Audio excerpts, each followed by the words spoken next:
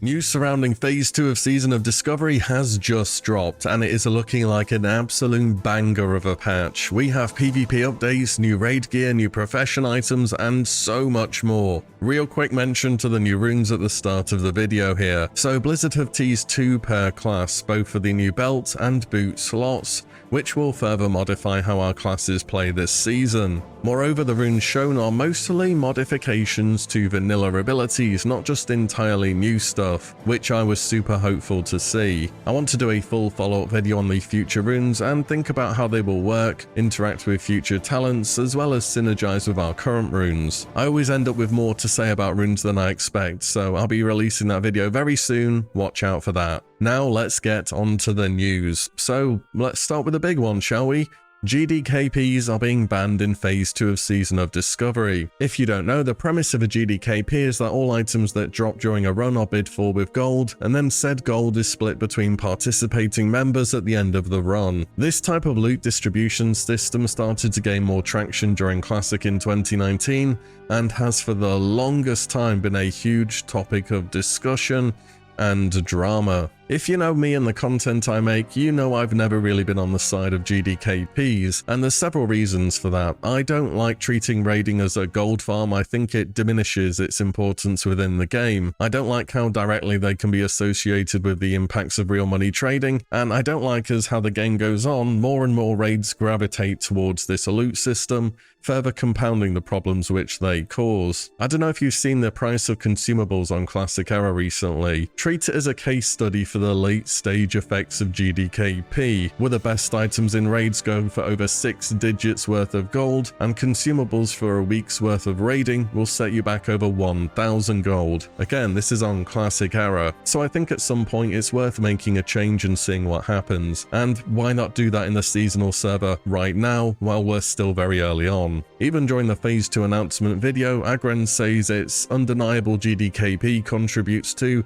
and drives a lot of malicious accounts, illicit activities, botting, and so on. And I have to agree, as convenient as they can be for getting loot, they have always had a very dark underside to them. In the actual blue post that goes over all the patch notes, Blizzard also say there are concerns surrounding the erosion of traditional guild and social structures that are a part of the spirit of Season of Discovery. And I think this is one of the biggest reasons this change is being pushed now. People in the comments will already be saying GDKP existed back in the day and that they're fine, but GDKPs never replaced being part of an actual guild as a way to raid back in the day. They were higher end players selling stuff to alts or lower end players. Whereas now you can go on Warcraft logs on Wrath or on Classic Era and see that even a ton of really good guilds are just GDKP machines. This won't be the fate of the seasonal server, and Blizzard are trying something different. Will people find ways around it? They almost certainly will, but at the same time, this should cut out a lot of what GDKP does in the game. And so starting on February 8th, this loot distribution system will be banned in Season of Discovery. We are awaiting some follow-up confirmation of what will be done in regards to detecting GDKP, because I've always suspected that enforcement of this kind of thing would be tricky. I'd assume you'd need a way to stop trades happening as easily and making items become soulbound a lot sooner, but we'll see what happens here. Moving on though, because we have a lot more to cover. The new raid is coming up, it's Gnomeregan, we already knew that, it has 6 bosses, and just as BFD was, Gnomeregan will also be a 10-player instance. However, there is a temporary change to the lockout system. So for the first 2 resets, Noma will have your standard 1-week lockout instead of being 3 days. This has been done as a bit of a compromise on Blizzard's end. So Agren put out a tweet a little bit ago asking whether the release of the raid should be delayed so that players don't feel pushed to level super fast, so not to miss a reset. They do this on retail, and they did it at the start of Wrath of the Lich King too. But in the interest of not pressuring more casual players too much whilst allowing more hardcore players to push for world first kills, this is what we're getting. So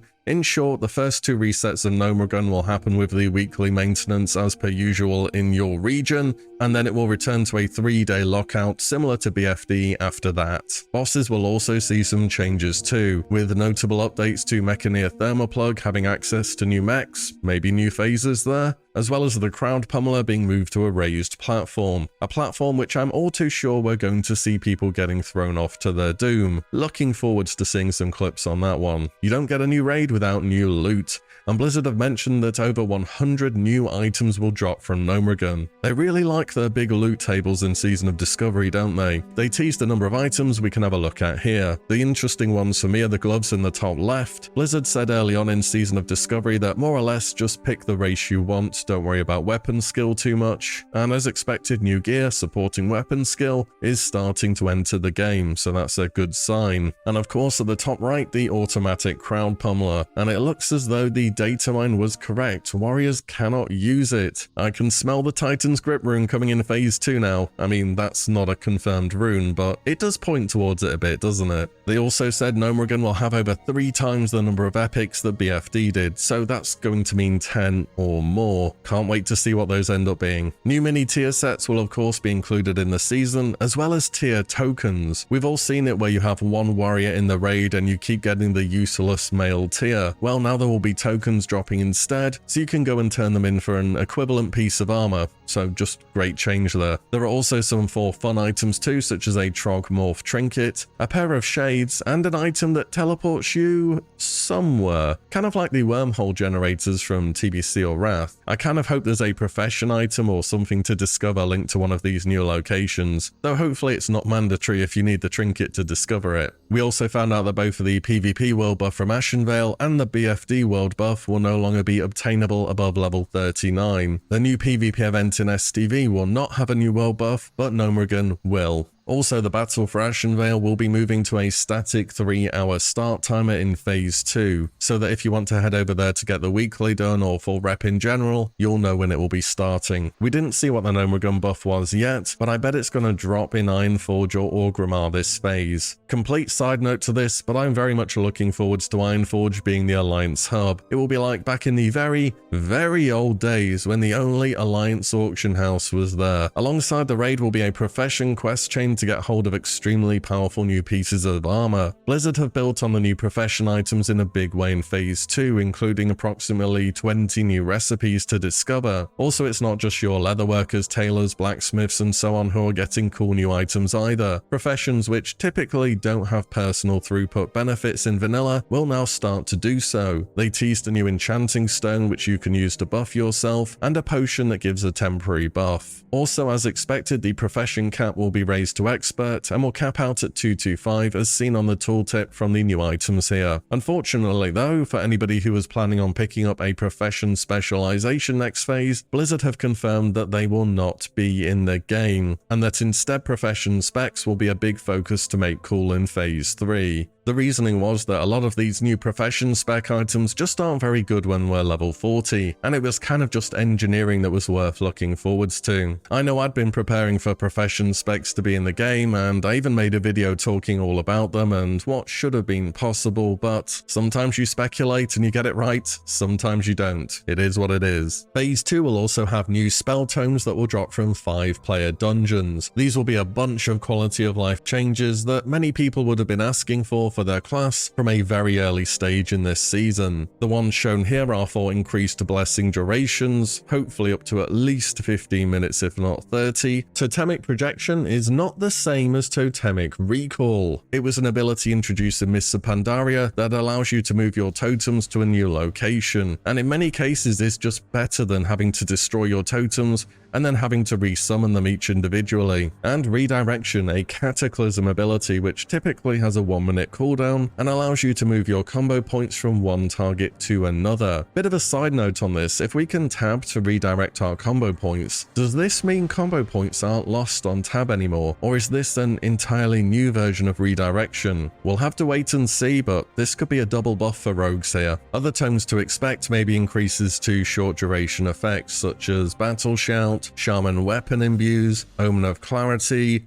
Thorns, all those kind of things. We may even see some mana cost reductions for things such as Fortitude, Intellect, and all those kind of things. Again, we'll have to see what books are out when the patch is available, but it's definitely another win that Blizzard have recognized this and sought to do something about it. Next, if you are like me, you've probably done a whole bunch of questing post level cap to make gold. You might even be sitting on a full quest log, wondering whether to hand in now for the gold or to wait for phase 2 to get the extra XP. Well, hopefully this will will help with your decision here. First up, there will be a 50% XP buff between levels 1 and 25, so if you're sitting on any alts come phase 2, you can get them up to speed a bit faster. Next is the BFD raid will give a large amount of XP when completed. BFD will still have a 3-day lockout, but should be something you'll want to get done at least early on in the phase. Waylaid supplies will of course keep dropping, and we'll see an adjustment to where they give much more experience. The way that this was worded in the video suggested that this would apply to the new Waylaid supplies, and that they were going to be removing some of the frustrations associated with them. So basically, don't expect stockpiled phase 1 Waylaid supplies to be good for leveling, and they're probably moving away in some form from them being unique, so that you can go out and farm multiple, and then go to turn them in for a big XP bonus. Again, they say they have more news to follow on this soon. Next, we have the PvP changes, and oh boy, Stranglethorn Vale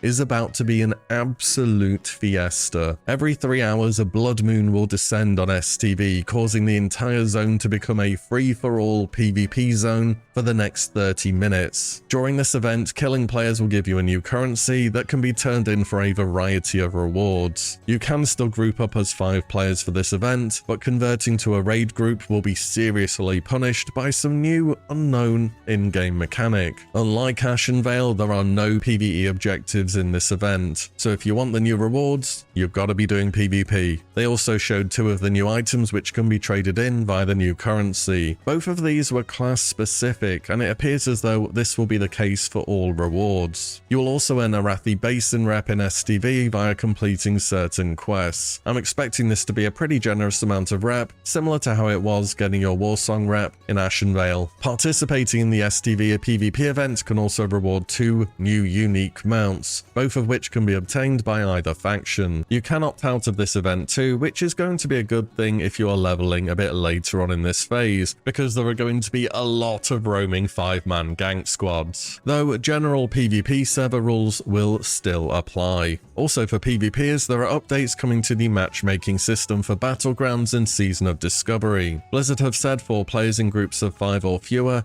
you will have a higher chance to match against groups of 5 or fewer. Likewise, if you're in a group of 6 or more, you'll have a higher chance to match with groups with 6 or more. This will help aid in matching more premades with premades and non-premades with non-premades where possible. To account for the potential to create longer queues with this updated matchmaking system, the system will ignore these rules after a period of time should we start seeing these queues being impacted. This will then match you with the first available game, so you can get in and play without having to wait too much longer. So whilst premades are staying if you're queuing solo or as part of a smaller group, that chance to come up against a full 10 stack should become much less frequent. And that is the news. It's hard to say just how many wins are in these patch notes. Season of Discovery so far has been incredible, and with this huge info drop, I am now super hyped to get into Phase 2 on February 8th. Of course, there'll be a video soon where I go over all the runes we were shown today and check them all out. Let me know your thoughts on everything I've gone over here today down below in the comments, and if you made it to the end, drop a sub on the channel. I'll be covering all the major Season of Discovery news here